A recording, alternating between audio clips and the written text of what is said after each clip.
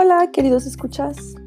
El día de hoy estoy muy entusiasmada porque voy a discutir con ustedes uno de mis poetas favoritos. Su nombre es Nicolás Guillén y es un poeta cubano que capta el folclore afroantillano.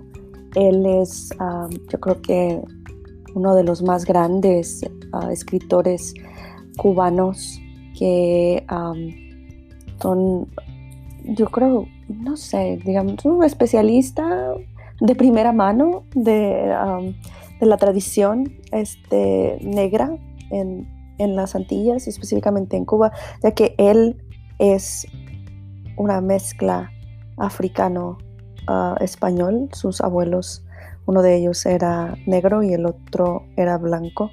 Entonces, en este poema que se llama Balada de los dos abuelos, él nos presenta ese conflicto de identidad que tiene. Sí, el hecho de ver al abuelo negro en una situación y ver al abuelo blanco en otra situación. Y ya se imaginarán cuál situación tiene cada uno de los dos.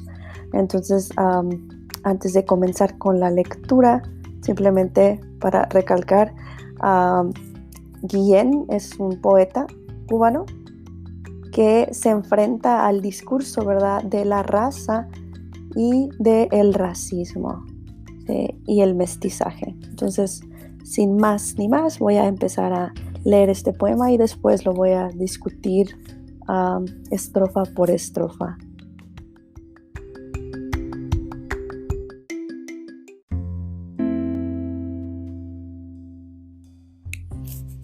Balada de los dos abuelos. Sombras que solo yo veo, me escoltan mis dos abuelos. Lanza con punta de hueso, tambor de cuero y madera, mi abuelo negro. Gorguera en el cuello ancho, gris armadura guerrera, mi abuelo blanco. Pie desnudo, torso pétreo, los de mi negro. Pupilas de vidrio antártico, las de mi blanco. África de selvas húmedas y de gordos gongos sordos. Me muero, dice mi abuelo negro. Agua prieta de caimanes, verdes mañanas de cocos. Me canso, dice mi abuelo blanco. Oh velas de amargo viento, galeón ardiendo en oro. Me muero, dice mi abuelo negro. Oh costas de cuello virgen engañadas de abalorios. Me canso, dice mi abuelo blanco. Oh puro sol repujado preso en el aro del tropico. Oh luna redonda y limpia sobre el sueño de los monos. ¡Qué de barcos, qué de barcos! ¡Qué de negros, qué de negros! ¡Qué largo fulgor de cañas! ¡Qué látigo el del negrero! Piedra de llanto y de sangre, venas y ojos entreabiertos, y madrugadas vacías, y atardeceres de ingenio, y una gran voz, fuerte voz, despedazando el silencio. ¡Qué de barcos, qué de barcos, qué de negros! Sombras que solo yo veo, me escoltan mis dos abuelos. Don Federico me grita y Taita Facundo calla. Los dos en la noche sueñan y andan, andan. Yo los junto. Federico, Facundo, los dos se abrazan. Los dos suspiran. Los dos las fuertes cabezas alzan. Los dos del mismo tamaño, bajo las estrellas altas. Los dos del mismo tamaño, ansia negra y ansia blanca. Los dos del mismo tamaño, gritan, sueñan, lloran, cantan. Sueñan, lloran, cantan. Lloran, cantan, cantan.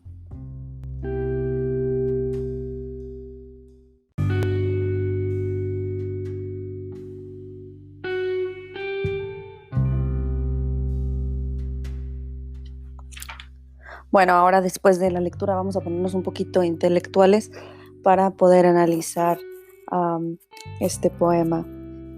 Y vamos a comenzar con la primera estrofa, ¿no? Y él nos habla: sombras que solo yo veo, me escoltan mis dos abuelos.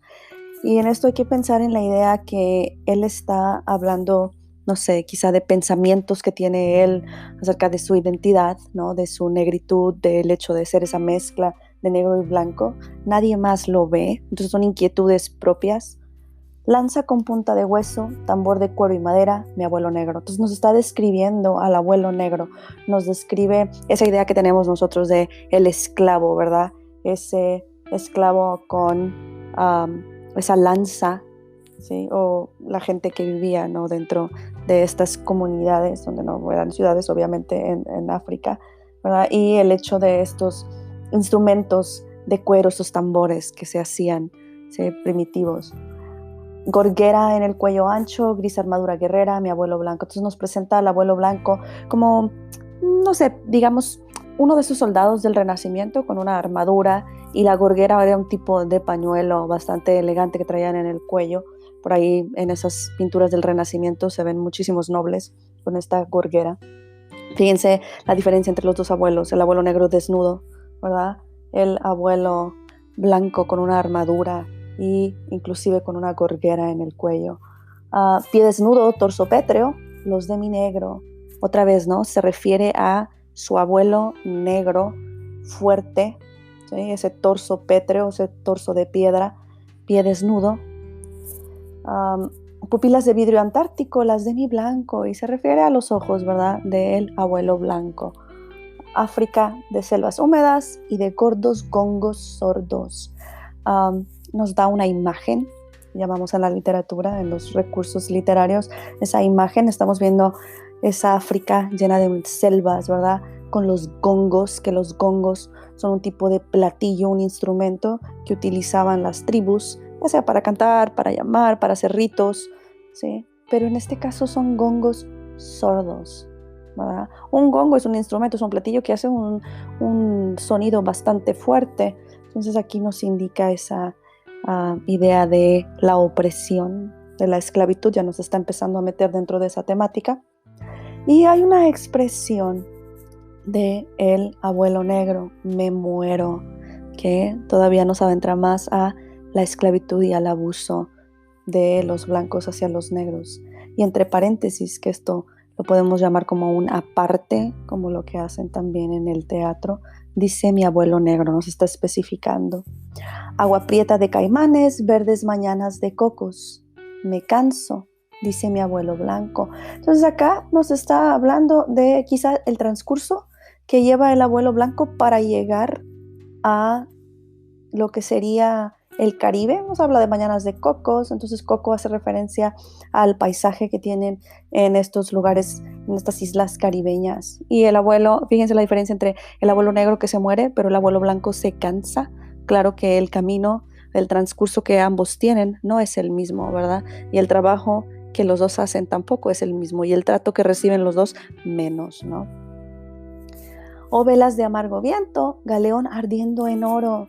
Y las velas de amargo viento puede hacer referencia a que, aunque vienen en ese galeón, ambos, ¿verdad?, el transcurso para los dos no es muy placentero. O puede ser simplemente que esté hablando el abuelo blanco y no se le haga nada, ¿verdad? Fantástico estar en un barco por tanto tiempo y la marea, ¿no?, como los trate. Entonces, pero bueno, un galeón, ese barco grandísimo ardiendo en oro, ¿no?, robándose todo lo que podían de estos países o de estas tierras, porque en esa época ni países eran, ¿no?, estas tierras que no eran de ellos, ¿no? Hace referencia a la conquista. O costas de cuello virgen, engañadas de abalorios. Y aquí está haciendo referencia otra vez a esa conquista. Llegan los españoles y llegan a estas tierras, quieren tomar todo lo que le pertenece a los indios, que ellos llaman los indios, a los nativos, y les dan unos regalitos, ¿verdad?, a la gente, a los nativos, para engañarlos. Entre esos regalitos, si ustedes recuerdan la historia, les daban espejitos o cosas, artículos sin valor, ¿no? Y se los intercambiaban por joyas preciosas, por oro. Entonces hace referencia a eso. Me canso, otra vez el abuelo blanco cansado, ¿verdad?, de toda esta situación, pero él está en una posición muchísimo más de ventaja que el abuelo negro. Después, en la siguiente estrofa nos dice: oh, puro sol repujado, preso en el aro del trópico, oh, luna redonda y limpia sobre el sueño de los monos. Y aquí nos está describiendo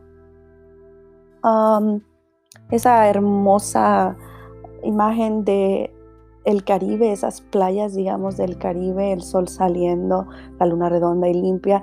Y nos dice sobre el sueño de los monos. Y aquí hay una discusión interesante, lo he conversado con otros colegas e inclusive lo he escuchado de algunos estudiosos, que Guillén se refiere no solamente a que, obvio, en estos lugares hay mucha población de monos, ¿verdad? Viven en las selvas, pero también es una manera muy despectiva de referirse a los propios negros, ¿verdad?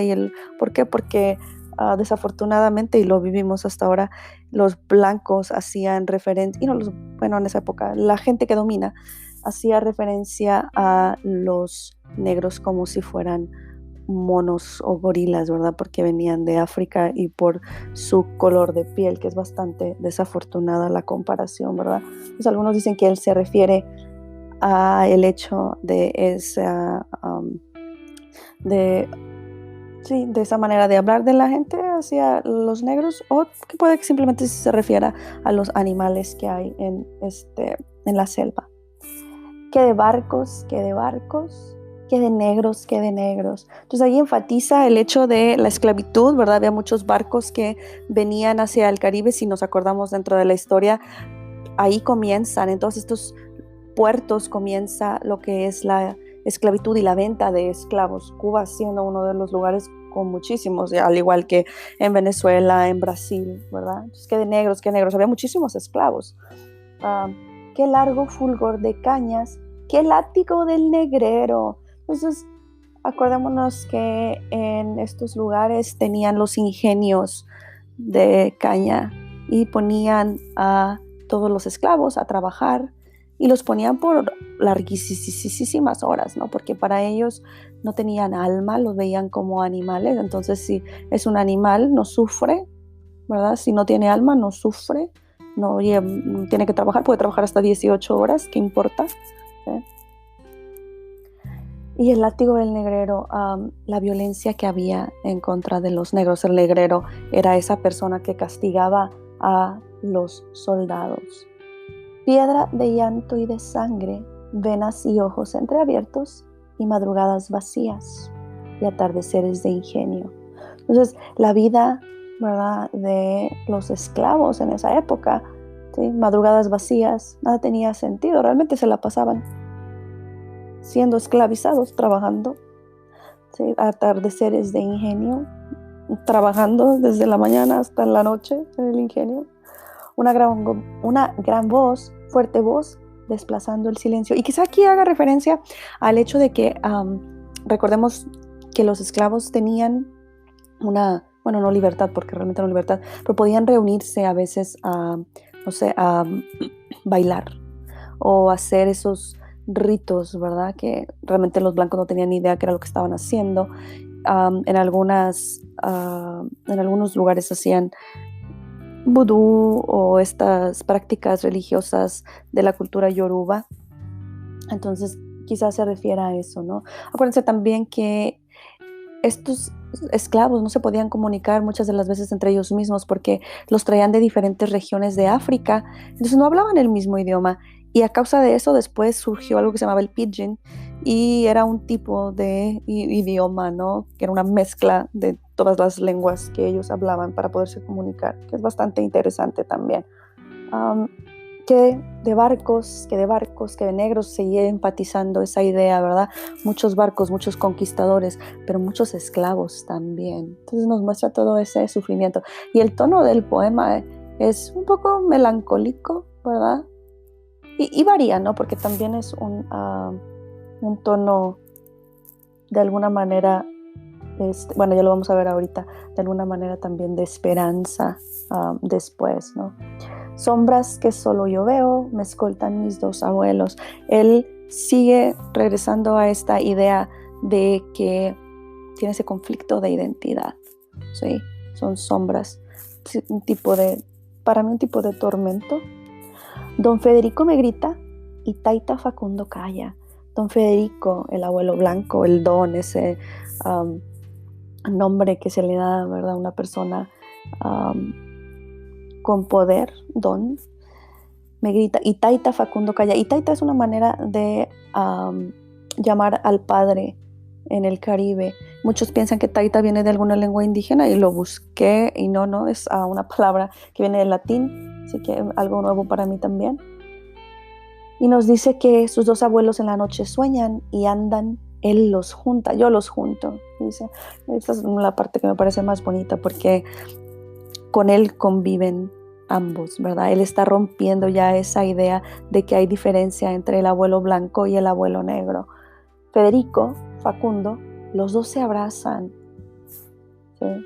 Algo que hubiera sido inaudito, ¿verdad? Porque siempre el blanco había sido considerado superior. En este caso, él hace que los dos se abracen, porque él es esa mezcla de ambos, él es esa fusión de las dos culturas. Los dos suspiran, los dos las fuertes cabezas alzan, los dos del mismo tamaño, algo súper importante, los dos del mismo tamaño, aquí no hay ninguno superior al otro, los dos están al mismo nivel. Bajo las estrellas, los dos del mismo tamaño, ansia negra y ansia blanca, los dos del mismo tamaño, gritan, sueñan, lloran, cantan, sueñan, lloran, cantan, lloran, cantan, cantan. ¿Sí? Súper interesante.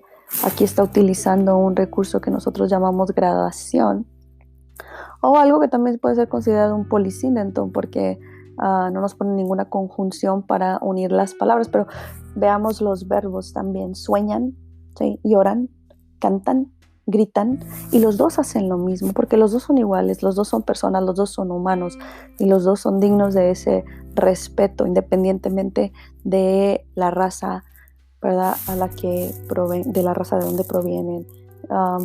Otras cosas que podemos ver dentro del poema son la sonoridad que hay.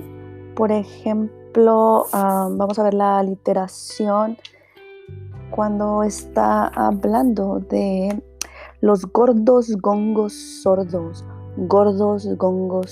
esa musicalidad que hay, eso lo llamamos aliteración.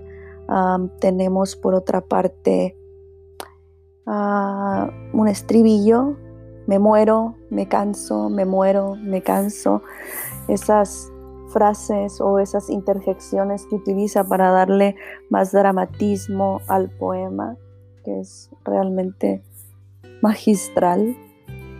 Y bueno, dentro de la temática vamos a ver las relaciones de poder, la ventaja, ¿verdad?, del hombre blanco sobre el hombre negro, la esclavitud, la conquista, ¿verdad?, el hecho de que inclusive después de más de 200 años la situación continuara como lo había estado siendo desde los años 1500, 1600, ¿no? Que hasta la fecha, si nos ponemos a pensar, todavía sucede este tipo de discriminación racial, si la conectamos a nuestra situación actual. Otro de los temas podría ser las relaciones interpersonales o la identidad privada o la identidad pública.